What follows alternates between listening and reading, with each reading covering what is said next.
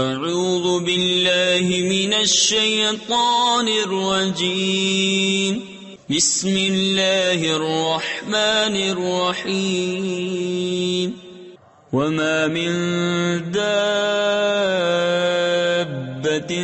في الأرض إلا على الله رزقها ويعلم مستقرها ومستودعها كل في كتاب مبين وهو الذي خلق السماوات والأرض في 6 أيام وكان عرشه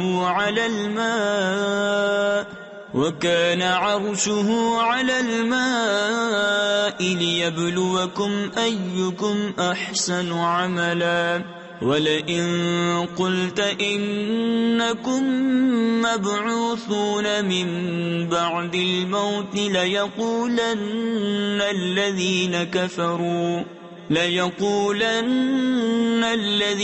كَفَرُوا إِنْ هَذَا إِلَّا سِحْرٌ مُبِينٌ۔